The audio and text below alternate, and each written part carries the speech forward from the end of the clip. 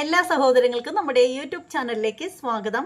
വീഡിയോയിലേക്ക് പോകുന്നതിന് മുമ്പ് നമ്മുടെ ചാനൽ ഇതുവരെയും സബ്സ്ക്രൈബ് ചെയ്തിട്ടില്ലാത്തവരുണ്ടെങ്കിൽ ഒന്ന് സബ്സ്ക്രൈബ് ചെയ്ത് സപ്പോർട്ട് ചെയ്തേക്കണേ. അപ്പോൾ നമുക്ക് നേരെ വീഡിയോയിലേക്ക് പോകാം. അപ്പോൾ നമ്മൾ ഇന്ന് പറയാൻ പോകുന്ന കാര്യമെന്ന് വെച്ചാൽ നൂറെ ഹബീബെ എല്ലാവർക്കും അറിയാം, ആറ്റക്കോയ തങ്ങൾ, ആമീദ് ആറ്റക്കോയ തങ്ങളെ പറ്റിയിട്ട്. അപ്പോൾ ആ ഒരു വീഡിയോ എന്ന് വെച്ചാൽ ഇപ്പോൾ മൊത്തത്തിൽ വൈറലായിരിക്കുന്ന ഒരു സംഭവമാണ്. അത് ഇതിനെ സപ്പോർട്ട് ചെയ്തും ചിലരൊക്കെ വിമർശിച്ചും രംഗത്ത് വന്നിട്ടുണ്ട്. അപ്പോൾ ഇതേക്കുറിച്ച് പറയുകയാണെങ്കിൽ ഒരു വലിയ സദസ്സിൽ ഒരുപാട് സഹോദരങ്ങൾ, ഹൈന്ദവ സഹോദരങ്ങളും മുസ്ലിം സഹോദരങ്ങളും എല്ലാവരും കൂടി ഉൾപ്പെടുന്ന ഒരു വലിയൊരു സദസ്സ്.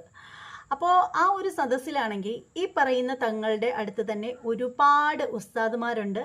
അപ്പോൾ അവരുടെ മുന്നിൽ വെച്ചിട്ട് ഇദ്ദേഹം തേനോ മറ്റോ, തേനാണെന്ന് തോന്നുന്നു, പൂജിച്ച് കൊടുക്കുന്ന ഒരു പതിവുണ്ട് എന്നാണ് പറയപ്പെടുന്നത്.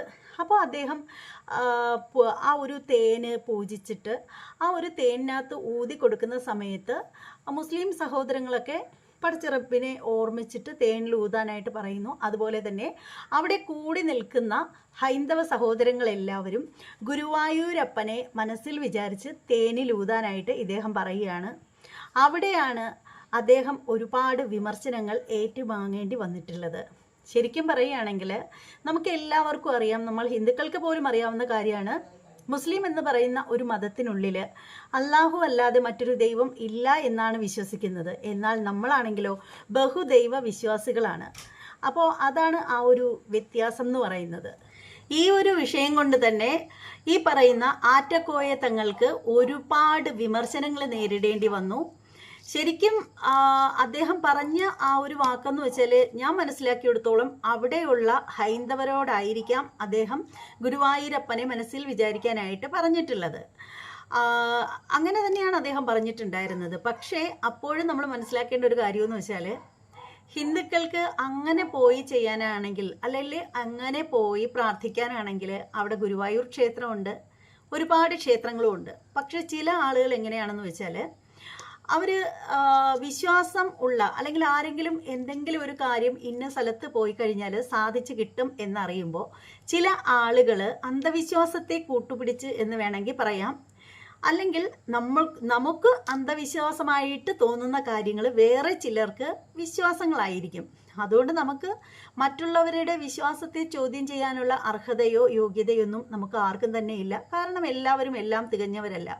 ചില ആളുകൾ ചില പ്രതിസന്ധികളിൽ അകപ്പെട്ട് കഴിയുമ്പോൾ അതിനുവേണ്ടി അതിൽ നിന്നുള്ളൊരു മോചനത്തിന് വേണ്ടിയിട്ട് ഏത് വഴികളിലും പോയിക്കൊട്ടും.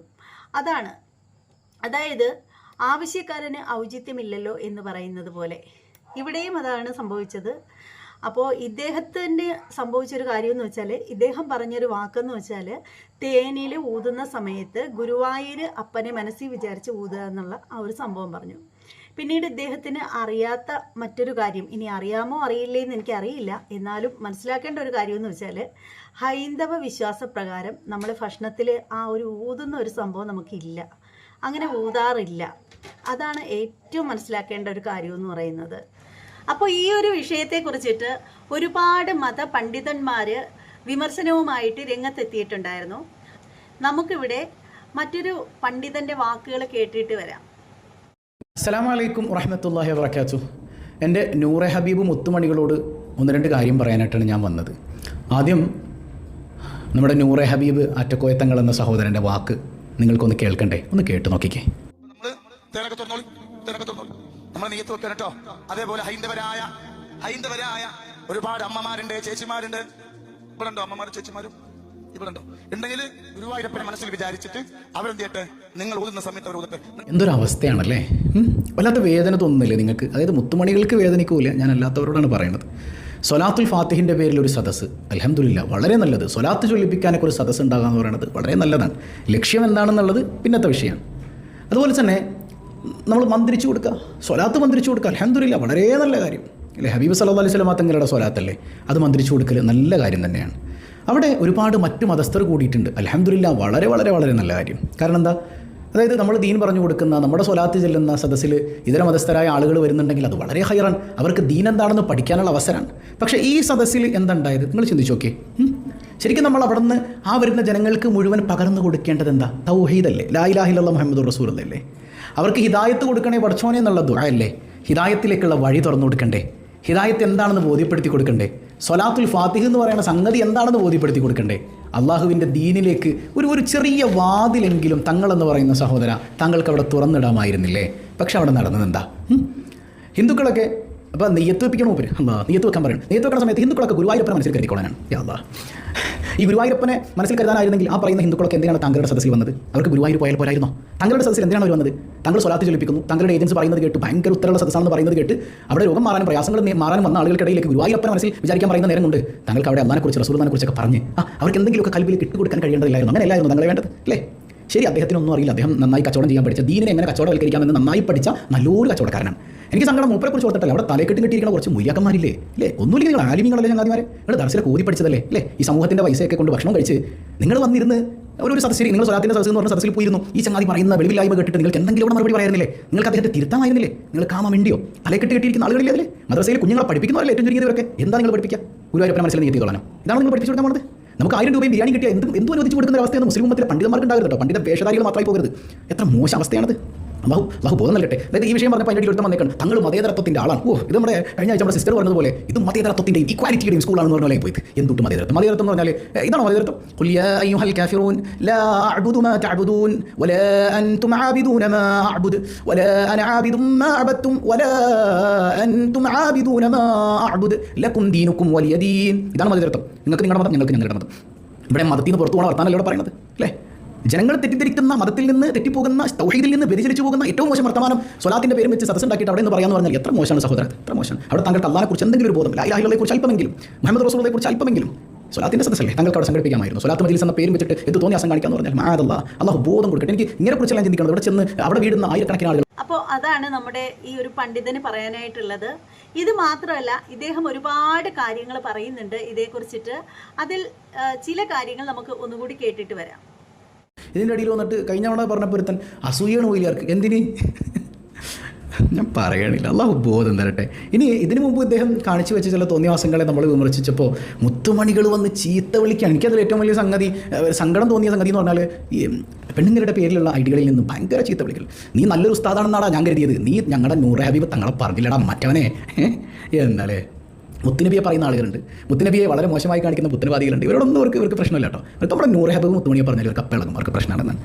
എന്നാലും എൻ്റെ മുത്തുമണിയോട് പറയാനുള്ളത്, എന്താണ് നിങ്ങൾക്ക് അവിടെ നിന്ന് കിട്ടിയത്? നിങ്ങളുടെ സ്വഭാവത്തിന് എന്തെങ്കിലുമൊക്കെ ഒരു നന്മ ഉണ്ടായിട്ടുണ്ടോ? നിങ്ങളവിടെ പോയിട്ട് ഞാൻ ചോദിക്കട്ടെ, നിങ്ങൾ പിന്നെ ചീത്ത വിളിക്കുന്നുണ്ടല്ലോ, എന്തെങ്കിലും ഒരു നന്മ നിങ്ങൾക്ക് അവിടെ നിന്ന് കിട്ടിയിട്ടുണ്ടോ? പിന്നെ എൻ്റെ മക്കളെ കല്യാണം നടന്നു, അത് മുപ്പരാർത്തി തന്നത് എന്തൊരവസ്ഥയാണത് സമൂഹത്തിൻ്റെ. നിങ്ങൾ സ്വലാത്ത് ചൊല്ലിക്കുക. സ്വലാത്ത് അള്ളാഹുവിന് ഏറെ ഇഷ്ടമുള്ള സംഗതിയാണ്. സ്വലാത്ത് കൊണ്ട് ഒരുപാട് നന്മകൾ അള്ളാഹു നിങ്ങൾക്ക് തരും. പക്ഷേ അതിൻ്റെ പേരിൽ നിങ്ങൾ ചൂഷണം ചെയ്യപ്പെടുകയാണ് ഇവിടെ. നിങ്ങൾക്ക് അവിടെ നിന്ന് ഒരു നന്മയും കിട്ടിയിട്ടില്ല. നിങ്ങളൊരു നന്മയും നിങ്ങളിൽ നിന്ന് പ്രതിഫലിക്കുന്നില്ല. അവിടെ പോകുന്ന ആ പുള്ളിയുടെ ഫാൻ ബേസിലുള്ള ആളുകളൊക്കെ വായിൽ നിന്ന് വളരെയധികം വൃത്തികേടുകൾ വരുന്ന ആളുകളാണ് ബഹുഭൂരിഭാഗവും കണ്ടെടുത്തോളം. അപ്പോൾ നിങ്ങൾക്ക് കിട്ടിയ നിങ്ങളുടെ ലീഡർ വളരെ മോശമാണെന്ന് പറയാതെ വയ്യ. അദ്ദേഹം നമ്മൾ കുറ്റം പറഞ്ഞിട്ട് കാര്യമില്ല, അദ്ദേഹം അറിവില്ലാത്തൊരു വ്യക്തിയാണ്. പക്ഷേ അറിവില്ലാത്തതുപോലെ ഇരിക്കണ്ടേ, എല്ലാം അറിയാവുന്ന ഭാവവും വലിയ ആളായിട്ട്. അതിൻ്റെ ആവശ്യം നിങ്ങൾ സ്വലാത്ത് ചൊല്ലിക്കോ, നിങ്ങൾ കാരണോ, അതിനൊന്നും കുറ്റം പറയുന്നില്ല. വെളിവുകേടുകൾ കാണിക്കരുത്. വായിൽ തോന്നുന്നത് കോരയ്ക്ക് പാട്ടുന്നുള്ളൊരവസ്ഥ ഉണ്ടാകാൻ പാടില്ല. ഇപ്പോൾ ചില സമയത്തൊക്കെ പുള്ളി പറയുന്നുണ്ട്, എന്നെ കുറ്റം പറയുന്നവർക്ക് നശിഞ്ഞു വണ്ടറിഞ്ഞു പോകുന്നു. നശിഞ്ഞു വലിയ ആര്യമെന്നുണ്ട്. കോമൺ സെൻസുള്ള ഒരു സാധാരണക്കാരനായ മുസ്ലിം അങ്ങനെ പറയോ? അങ്ങനെ പറയാൻ പാടുണ്ടോ? അങ്ങനെയാണ് നമ്മൾ പറയേണ്ടത്. പക്ഷേ എന്നെ കുറ്റം പറയുന്നവർ നീ നന്നാക്കി കൊടുക്കുക പറയണ്ടേ. അതിനാണ് ഇൽമു വേണമെന്ന് പറയുന്നത് അല്ലേ? പിന്നെ ചില തങ്ങൾ ഒരുപാട് നല്ലതുണ്ട്, ഒരുപാട് വെമ്പുള്ളത് കിട്ടിക്കേണ്ട മറ്റതാണ്. എടോ അതുകൊണ്ട് നല്ല മൂപ്പര നന്നാവോ, പിൻപറ്റാൻ പറ്റുന്ന ആളാവോ? നിങ്ങൾ ഈ കൊണ്ടുപോകുന്ന പൈസയിൽ നിന്ന് ബഹുഭൂരിഭാഗം മൂപ്പർ എടുക്കുമ്പോൾ എന്തെങ്കിലുമൊക്കെ ഒന്ന് സ്പോൺസർ ചെയ്യുന്നു എന്ന് തോന്നിപ്പിച്ചാലല്ലേ ഇതൊക്കെ സംഗതികൾ നടക്കുള്ളൂ. അതൊന്നും നമ്മൾ കുറ്റപ്പെടുത്തല്ല, അതൊന്നും പറയണില്ല. പക്ഷേ അതൊക്കെ വലിയ കാര്യമായി പൊക്കി കൊണ്ടുവന്ന് ഏതാണ്ട് പിൻപറ്റാൻ യോഗ്യതയുള്ള ആളുകളാണെന്ന് പറഞ്ഞ് മുമ്പിൽ കൊണ്ടുവരാതെ തന്നാൽ മതി. സയ്യിദന്മാരെ കുറ്റം പറയുന്നു, വലിയായിരിക്കും നാണോ ഇല്ലേ, തങ്ങന്മാർ അങ്ങനെയല്ലേ ഇങ്ങനെയല്ലേ എന്നാണ്. സയ്യിദന്മാരെ കുറ്റം പറയാൻ പാടില്ല. ആരെന്നോട് പറഞ്ഞു? സയ്യിദല്ല ആരാണെങ്കിലും പരസ്യമായി തെറ്റ് ചെയ്യുന്നവരെ കണ്ടാൽ പരസ്യമായി തന്നെ പറയണം. അത് ആലിമീങ്ങളുടെ ബാധ്യതയാണ്. ഇല്ലെങ്കിൽ അലൈഹി ലഅനത്തുള്ള, അവരുടെ മേൽ അല്ലാഹുവിന്റെ ശാപമുണ്ടെന്നാണ്. അബുൽ അഅ്ല മൗദൂദി ഏറ്റവും വലിയ പുത്തൻവാദിയല്ലേ, ജമാഅത്തെ ഇസ്ലാമിയുടെ സ്ഥാപകനല്ലേ, തങ്ങളല്ലേ അയാൾ അല്ലേ, തങ്ങളല്ലേ? എന്നിട്ട് നമ്മൾ പറയുന്നില്ലേ അവരെ കുറിച്ച്? തങ്ങളായതുകൊണ്ടല്ല തെറ്റ് നമ്മൾ ന്യായീകരിക്കണം, മിണ്ടാതിരിക്കണം എന്നാണോ? ഏത് ദീനാത്? അപ്പോൾ തങ്ങളായതുകൊണ്ട് മാത്രം കാര്യമൊന്നുമില്ല. ഇവിടെ കുറ്റം പറയല്ല, പരസ്യമായി ചെയ്യുന്ന തെറ്റുകളെ പരസ്യമായി തന്നെ വിമർശിക്കണം. അദ്ദേഹം അവിടെ ഇരുന്ന മറ്റ് പണ്ഡിതന്മാരെ, തലപ്പാവൊക്കെ ധരിച്ച് അവിടെ ഇരുന്ന മറ്റ് പണ്ഡിതന്മാരെ കൂടിയിട്ട് കുറ്റപ്പെടുത്തിയാണ് സംസാരിക്കുന്നത്. അദ്ദേഹം പറയുന്നത് അവിടെ ഇരുന്ന ആളുകൾ ആ ഒരു പണ്ഡിതന്മാരൊക്കെ ഒന്നും പറഞ്ഞു കൊടുത്തില്ല, തിരുത്തി കൊടുത്തില്ല എന്നൊക്കെ പറഞ്ഞിട്ട് പറയുന്നുണ്ട്. ഈ ഒരു സംഭവത്തിന് ശേഷം ഈ പറയുന്ന നമ്മുടെ ആറ്റക്കോയ തങ്ങളാണേൽ അദ്ദേഹത്തിന് നാവ് പിഴച്ചു പോയതാണ്. അദ്ദേഹം മനഃപൂർവ്വം പറഞ്ഞതല്ല, സംസാരിക്കുന്നതിൻ്റെ ഇടയിൽ നാവുളുക്കി അറിയാതെ പറഞ്ഞു പോയതാണ് എന്നൊക്കെ പറഞ്ഞിട്ട് അദ്ദേഹം രംഗത്ത് വന്നിട്ടുണ്ടായിരുന്നു. അപ്പോൾ അദ്ദേഹം വന്ന് പറയുന്നത് കൂടി നമുക്കൊന്ന് കേട്ടിട്ട് വരാം. അതേപോലെ ഹൈന്ദവരായ ഒരുപാട് അമ്മമാരുണ്ട്, ചേച്ചിമാരുണ്ട്. ഇവിടെ ഉണ്ടോ അമ്മമാരും ചേച്ചിമാരും? ഇവിടെ ഉണ്ടോ? ഉണ്ടെങ്കിൽ ഒരോട് ഗുരുവായൂരപ്പന് എവിടെ ഇവിടെ ഉണ്ടോ? അവരോട് നിങ്ങൾ അടുത്തുള്ള ഹൈന്ദവ സഹോദരിമാരോട് നമ്മൾ തേനിലൂതുമ്പോ അവരെന്ത് ചെയ്യണം? ഗുരുവായൂരപ്പനെ മനസ്സിൽ വിചാരിച്ചിട്ട് അവരെന്ത് ചെയ്യട്ടെ? നിങ്ങൾ ഊതുന്ന സമയത്ത് അവർ ഊതട്ടെ. നിങ്ങൾ അടുത്തുള്ളവർ പറഞ്ഞു കൊടുത്തേ. അടുത്തിരിക്കുന്ന നമ്മുടെ ചേച്ചിമാരോട് അവർ തേന് വാങ്ങിയിട്ടുണ്ടെങ്കിൽ പറഞ്ഞു കൊടുക്കണം ഗുരുവായൂരപ്പനെ മനസ്സിൽ വിചാരിക്കാൻ, കേട്ടോ. ചീരിന് കൊടുക്കും, സലാത്തുൽ ഫാത്തിഹ് എന്ത് കൊടുക്കാം, അല്ലെങ്കിൽ അത് കൊള്ളാവും. വെറുതെ വന്നതില്ലാതെ ചീരിന് എന്ന് പറയുന്നത് സലാത്തുൽ ഫാത്തിഹ് തട്ടിപ്പറിച്ച. അപ്പൊ സലാത്തുൽ ഇപ്പൊ നോക്കാം, നിങ്ങൾ ഒരു മനസ്സിന്റെ ശബ്ദം കേൾക്കുന്നുണ്ടോ? ഈ 10,000-കണക്കിന് ആൾ ഒരുമിച്ച് ഒരാളെ ഡബ്ബർ ഫുള്ളാ. കല്യാണൊക്കെ എന്താവുന്നു എനിക്കൊന്നും മദ്യം തോന്നുന്നില്ല. ജലീൽ ഫൈസൽ പറഞ്ഞ പോലെ രാവിലെ 7 മണിക്ക് തന്നെ ഇൻഷാ അല്ലാഹ് ജനസാഗരായിരിക്കും. 9 മണിക്ക് നിക്കാഹ് തുടങ്ങും, കേട്ടോ. അപ്പൊ ഇൻഷാ അല്ലാഹ് തേന് തുടങ്ങില്ല. എന്നാൽ ഇൻഷാ അല്ലാഹ് നിയ്യത്ത് വെക്കാൻ പോവാണ്. ഒരുപാട് പ്രയാസങ്ങൾ നിങ്ങൾക്ക് ഉണ്ടല്ലേ. അള്ളാഹു വന്നത് അള്ളാഹു വെറുതെയാക്കാതിരിക്കട്ടെ. തിരിച്ച് വീട്ടിലെത്തുമ്പോൾ ഒരു സന്തോഷ വാർത്ത അള്ളാഹു അറിയിക്കട്ടെ. ആമീൻ. അപ്പൊ എല്ലാവരും നീച്ചിക്കും, എല്ലാവരും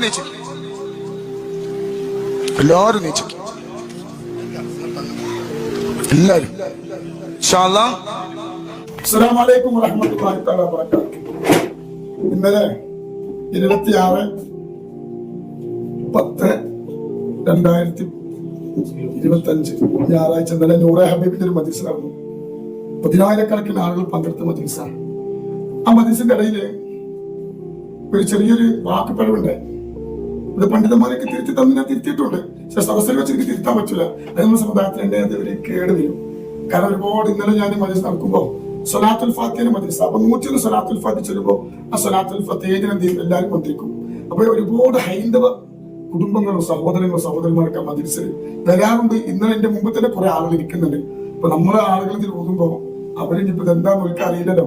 അപ്പൊ ഞാൻ എന്താ പറഞ്ഞത്, നിങ്ങളെ ഗുരുവായൂരപ്പനെ വിളിച്ചിട്ട് അതിൽ ഊതണമെന്ന് ഞാൻ പറഞ്ഞു. അത് തെറ്റാന്നുള്ളത് എന്റെ ഉസ്താദ്മാർ അവിടെ ഇരിക്കുന്ന പണ്ട് അപ്പൊ തന്നെ ശരിക്കും പറഞ്ഞിട്ടുണ്ട്. പക്ഷെ അവിടെ വെച്ച് തിരുത്തുമ്പോൾ നമ്മുടെ സമുദായത്തിൽ കേടല്ലേ. അപ്പൊ അതുകൊണ്ട് ഞാൻ തിരുത്താറുന്നത്. അതിൽ എനിക്ക് ചെറിയ വാക്കുപ്പഴം തന്നെയാണത്.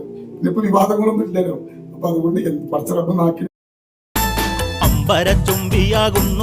എന്നതല്ലേ ഇൻഷാ അല്ലാഹ്. അത് പിന്നെ തെറ്റാണ് പിന്നെ അത് പറഞ്ഞു. ഇൻഷാ അല്ലാഹ് അതിന് ഞാൻ എന്ത് ചെയ്യുന്നുണ്ട്, പിന്നെ തിരുത്തിയിട്ടുണ്ട്. ഇൻഷാ അല്ലാഹ് അതൊക്കെ ഞങ്ങളെ കുട്ടിയല്ലേ ഞാൻ പൊരുത്തപ്പെടി. പക്ഷെ നമുക്ക് നല്ല നിലക്ക് മുന്നോട്ട് പോകാലോ. അള്ളാഹു ബർക്കത്ത് ചെയ്യട്ടെ, നിങ്ങൾക്ക് അള്ളാഹു ബർക്കത്ത് ചെയ്യട്ടെ. ഒരുപാട് ആളുകൾ അതിനെ കുറിച്ച് വിവാദം കുറ്റപ്പെട്ടിട്ടുണ്ട്. അതൊക്കെ വേണ്ട, നിങ്ങളെ കുട്ടിയല്ലേ, അള്ളാഹു ബർക്കത്ത് ചെയ്യട്ടെ. അസ്സലാമു അലൈക്കും. ഇനി ഇവിടുന്ന് അങ്ങോട്ട് ഞാൻ നല്ല നിലക്ക് ഇൻഷാ അല്ലാഹ് ഞാൻ മുന്നോട്ട് പോകും. നിങ്ങളൊക്കെ അഭിപ്രായങ്ങൾ ഇങ്ങനെ പറയുമ്പോൾ നമ്മൾ തിരുത്തുമല്ലോ.